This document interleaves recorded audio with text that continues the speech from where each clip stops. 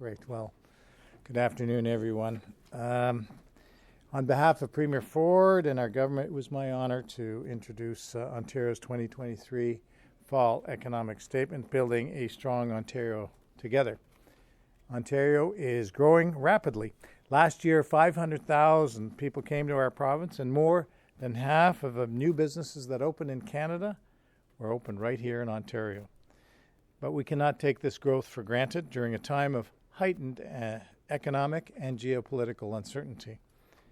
Our 2023 Fall Economic Statement provides our government with the flexibility needed to address the impacts of a slowing global economy while laying a strong fiscal foundation for future generations. L'exposé économique de l'automne 2023 donne au gouvernement la flexibilité nécessaire pour faire face aux conséquences d'un ralentissement de l'économie mondiale, tout en mettant en place de solides assises financières au profit des générations futures. This is our responsible, targeted approach to get Ontario through these uncertain times and build Ontario. We continue to be open and transparent with the people in Ontario about the province's fiscal situation. Due to a slowing economy impacting revenues and increasing our flexibility to respond to risks, our government is now projecting a $5.6 billion deficit in 23-24. We will continue to be responsible and prudent, which is why we are forecasting a balanced budget by 25-26. Our government is delivering on our plan to build Ontario.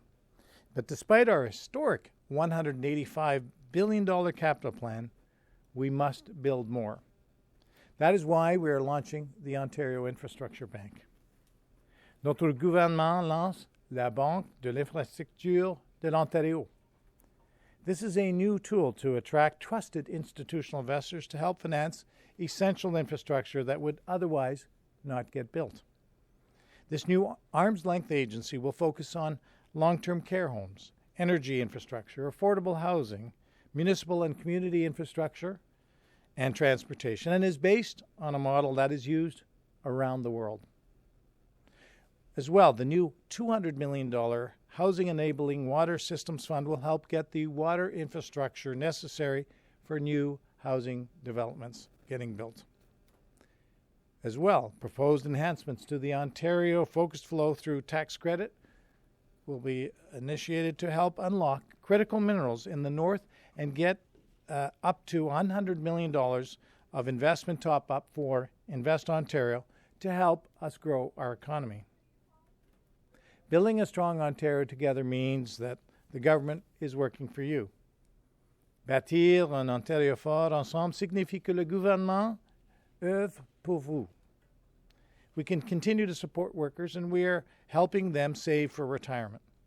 And earlier this week, we announced the expansion of breast cancer screening for those 40 to 49 years old, the extension of the gas tax cut, which will put more money back into people's wallets, and the removal of the provincial sales tax in qualifying purpose-built rental housing. Now, the road ahead will not be easy. As I've said before, we're not immune to any further potential economic slowdowns. But we have seen what the people of Ontario can do when we work together. And I'm fully confident that when we continue building a strong Ontario, everyone in Ontario will succeed. And with that, I'll be happy to take some questions. Minister, Ontarians are struggling to pay the bills. Usage of food banks has never been higher. But beyond the gas tax extension, there's not a single new measure to help Ontarians with affordability. Why?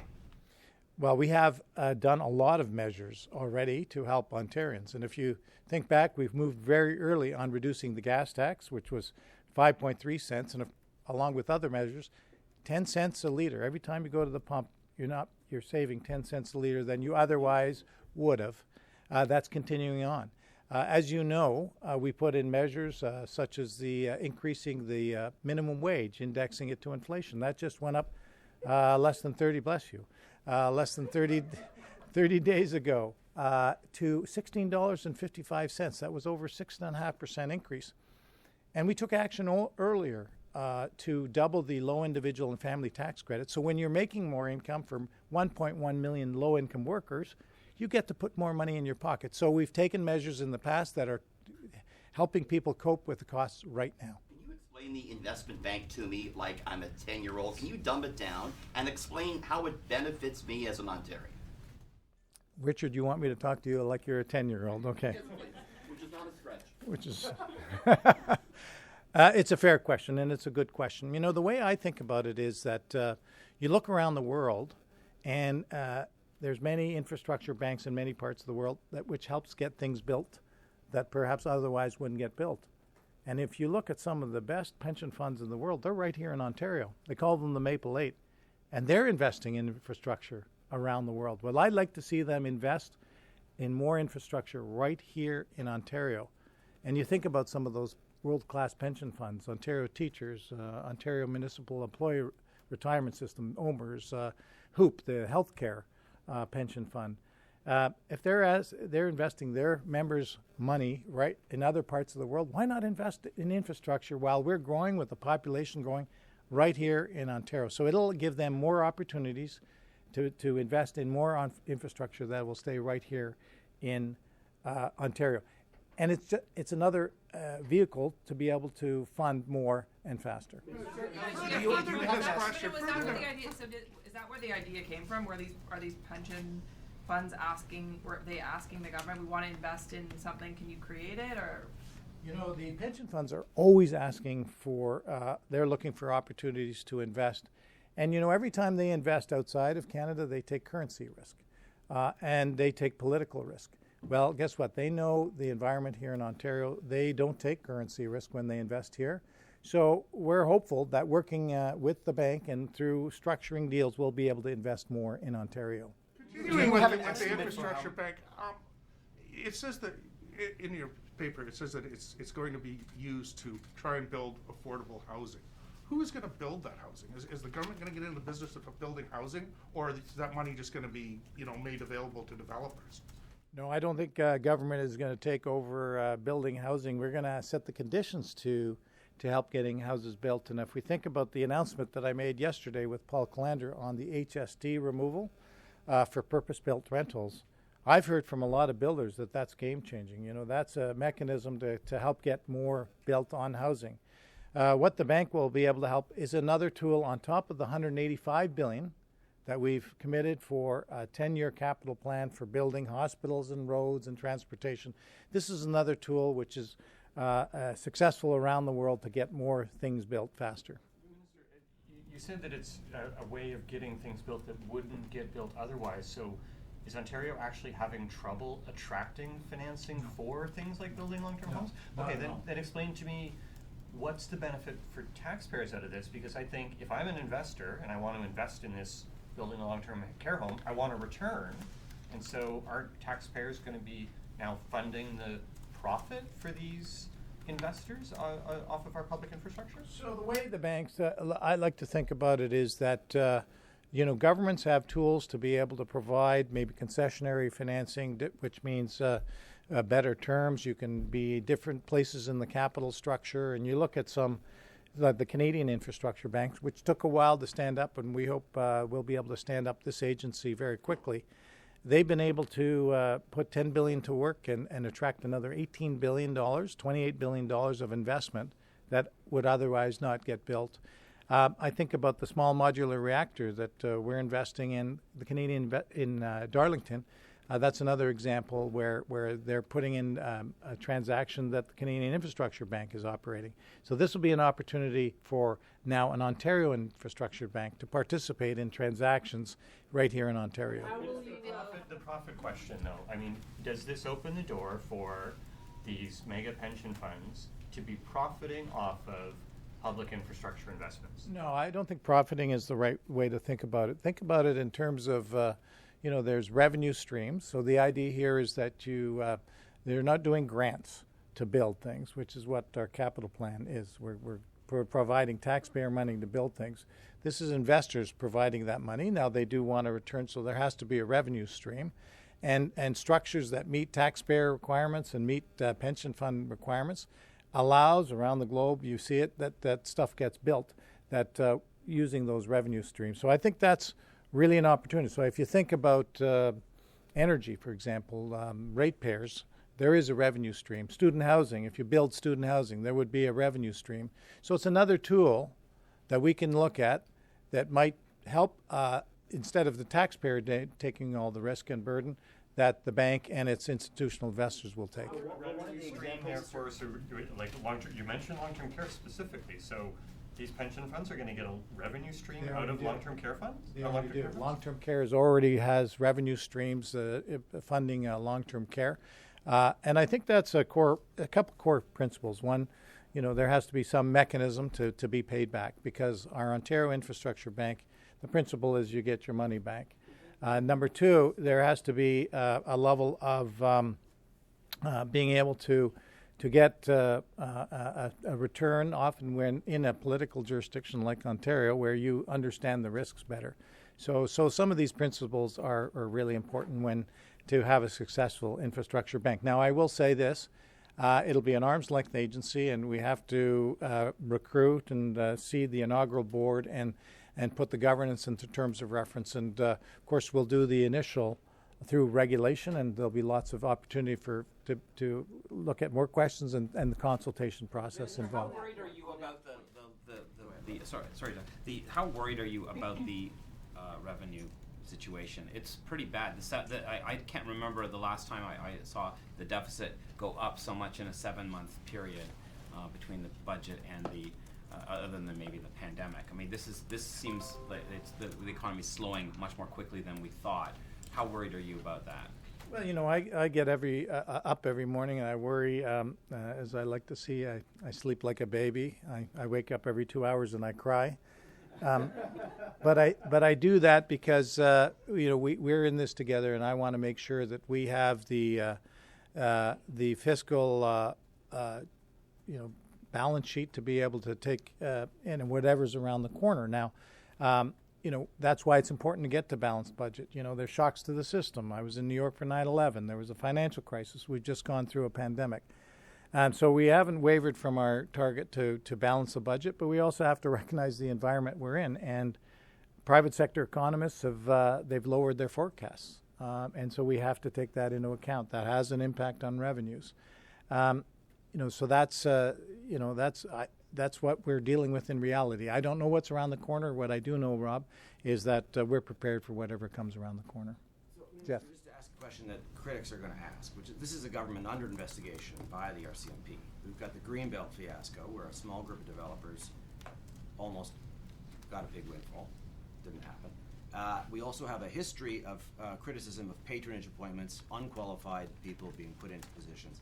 So what assurance can you give us that this board and the people running this bank, who now have $3 billion to play with, aren't going to all be, critics would say, guests at the Premier's wedding and things like that, the Premier's daughter's wedding? I've always been very transparent, and I'm up in front of you guys at least every 90 days to talk about the fiscal and economic health of the province. And, I have a bunch of boards that report to me right now. I happen to be, apart from finance and economics, I'm also the minister in charge of alcohol and cannabis and gambling.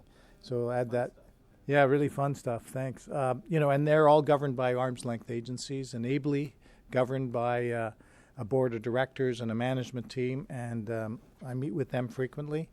And look, with regard to the RCMP, there's a process going through. We'll go through the process. But I can tell you, when I wake up, what I think about, and I think, for example, in Pickering, our schools, there's the growth, the population growth, the number of kids that go to school, and we need more schools built, getting those schools built. I think about the parents who have to get their kids to school or have to drive to work. I think about, okay, how do we build the infrastructure to make sure they can? And, of course, if, God forbid, something happens, what's our healthcare system like and our long-term care? So that's what I think about. So on that point you made earlier about the revenue streams being part of this model of investment, that rules out then roads, highways. This bank won't be financing those, I presume, because roads and highways need a revenue stream. That's tolls, and you guys are not into tolls. I think that's fair. I mean, given that we removed the tolls from 412 and 418, that's not the environment we're in here right today. But there are many things that we could take a look at with regard to the infrastructure bank that could be institutional investor type transactions. And of course, when you look around the world, and then close, you just have to look here in Canada. It's working. So on housing starts, your housing minister sent a letter to municipalities saying that over the next 3 years, they're expecting to build some 450,000 homes, or at least see 450,000 housing starts. Your document today said that over that same period of time, it's only supposed to be about 285,000, which obviously doesn't even cover the 100,000 that you need to build. This is a growing gap here. Or how concerned are you? Well, we're going to keep running hard because we have to get the job done. So I'm encouraged that the housing starts, which you're referencing, come from the private sector forecast. So, and they have gone up since the budget, so directionally positive. But it also underscores how much more we have to do. Things like the strong mayor powers help with getting things built faster. The announcement that I made yesterday with Paul Calandra rebating the HST. I mean, that's 13%, 8% provincially, 5% federally. That some builders have already talked to me and said, this is really going to be the difference between not building and building. That a place up at Yonge and Eglinton, 550 units getting built, rental, right at Yonge and Eglinton, geothermal as well, energy efficient. So we're going to continue to put in place policies and measures. I've announced the water system fund as part of this fall economic statement. That's going to help with water infrastructure, which will help get more houses built. So I think we're going to be laser focused on getting those starts and more houses built. But it seems like from where we're sitting right now, you're not going to make that 1.5 million target. Even if you try, I mean, you might try, but you may not make it. Could the infrastructure bank could that money be used in any way to help facilitate the building, because it seems like a lot of builders are looking for capital and they're not necessarily getting it? Absolutely. That's a really good point, because there's many parts of the world where housing is through infrastructure type development banks, where you have a revenue stream and you're able to build more houses, like student housing, for example. Okay, but you're not going to build the housing, so who's No. going to build the housing? So wouldn't that mean that the public infrastructure bank could be used for It'll private developers? Are you putting in any condition to make sure that none of that money goes to private developers to build any kind of housing in Ontario? There will be inaugural board and chair. It'll be an arm's length agency. They will set up the governance model, and we'll make sure that whatever is invested in it is in Ontario's public interest. To Colin's question, do you have to admit at some point that 1.5 million is not going to be feasible? Oh, I'm not willing to do that. I mean, I'm a Blue Jays fan. I'm not willing to bet that they're not going to win the World Series anytime soon, even though it ended last night. And no, you got to keep going. And, look, Statistics Canada reported that almost 500,000 people came to Ontario, or at least the net population grew.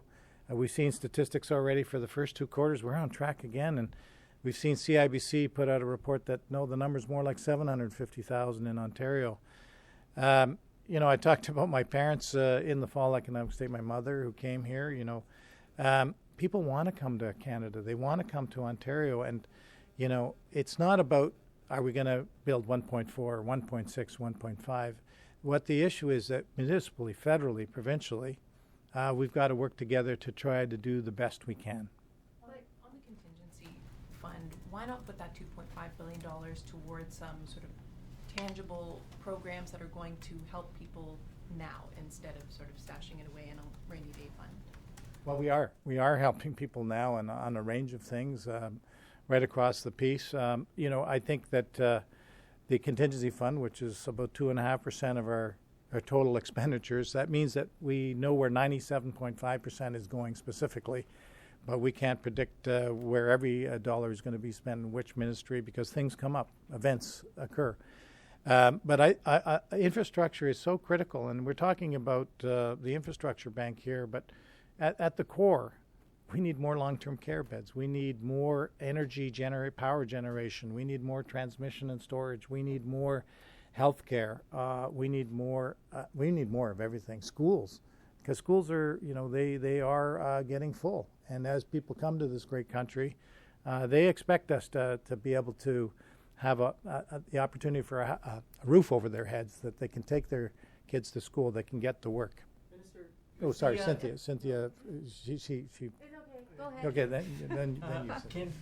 If the private sector is struggling so much to build more houses, I don't understand why the government is so against building homes more directly. Is there an actual reason why the government is so against that other than it's communism? Your words, not mine. No, your words. No, I didn't. Me? Okay.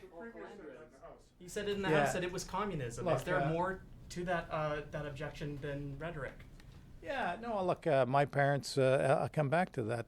So I followed, they came from Hungary and Slovakia, and I watched over, as I was growing up for 50 years, what socialism was doing there, where the government planned everything, the government built everything. And I think what we have, which is fantastic in North America and around the world, we have a system that works, but we have to sometimes nudge it along. So that's why, for example, the HST rebate is making the difference.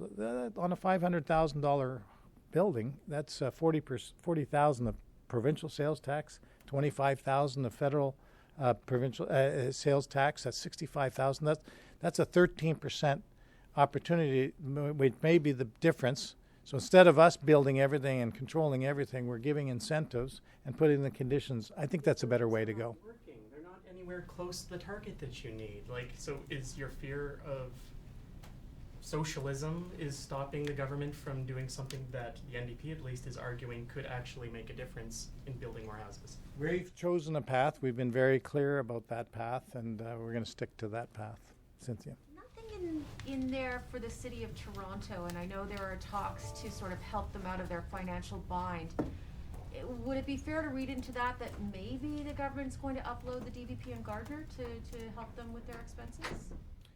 It's too early to go to that level of detail. What I can say is that we had a good meeting with the mayor just a few days ago.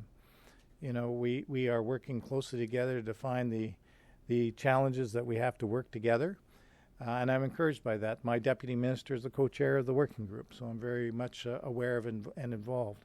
One of the takeaways, though, is why are we in the circumstance we're in? It's because we have so much people coming to this great country and province, and we need to work together, not just municipally and provincially, but the federal government. So jointly, the Premier and the Mayor called on the federal government to join us at the working table. Let's have these shared challenges that we can fix together. And I know if I learn anything in COVID, when we work together, boy, we can do amazing things. You probably know I'm going to ask you this because I ask you this every economic statement and budget. What about people with ODSP, on ODSP? Many people are suffering with the rise of inflation, the cost of groceries, but I can't imagine many are suffering more than those on ODSP who are below the poverty line and most of them cannot work. So why isn't there something once and for all to actually help them survive at a decent rate and where they're not starving? No, I always appreciate you asking that, and I think it's very, very important. I think we have to recognize that there's always more to do, but let's look at what we have done, and it's benefiting many on Ontario disability. We increased the rate by 5%, which took an effect one time last November. And no, let me finish if I can. 5% last November. And then, of course, we were the first government in history to index the benefits to inflation, and that was adjusted in July of this year. So almost 12% in less than 12 months. You mentioned not everyone can work, but those who can or would like to work, we increased the earning exemption from $200 to $1,000, and without any impact on their benefits, and they could put more money in their pockets. I've heard from many people on disability that was something they've wanted for a long time. There's always more to do, but we've taken action. Minister, there was no booze news in the fall economic statement. Wondering if you could update us on the status of your negotiations for renegotiating the beer master framework agreement and moving wider locations for alcohol sales. You were doing some consultations but I understand those are under a non-disclosure agreement. What's the update? No, thanks. That's usually Jeff Gray's question. So stepping in for Mike. Yeah, booze news, and maybe that's where we'll all go after this. It's a fair question. Obviously we've been working very hard. It's a complex system that we set up over 97 years. I think it was 1927 or thereabouts when the LCBO came into existence. And so it's important. It's a commitment that we've made, and so we're continuing to have very serious discussions with the key players. And when we have news on the booze, we'll be sure to tell you. Is anything off the table, like privatizing the LCBO? Is that off the table, or? Well, I'm not going to speculate one way or the other. Let me just tell you that we're very focused on it. It's a priority. We have many priorities in government, and that continues to be a priority. Happen to your line of corner stores, it's going to happen. Can I ask a quick one about the CPP meeting tomorrow? Last Just question, the Laura. CPP. Do you think Alberta's serious about this, and are they just testing the waters? And is Ontario bringing any of their own calculations to this pension meeting tomorrow about what you think the province is entitled to? So I would say we're certainly asking the federal government to show their analysis, and of course I want to hear from all the provinces. It's not just Ontario. We obviously we take this very seriously. We're concerned about Ontario workers. We're concerned not just for Ontarians but across the country that continue to have a pension that you never should have to worry about. We've had great success. Canada Pension Plan's been very successful. So we want to hear from other provinces. We want to hear from the federal government in terms of some of their analysis. And I think it's always better when you're at a table talking about shared challenges. All right. Thank you very much, everyone.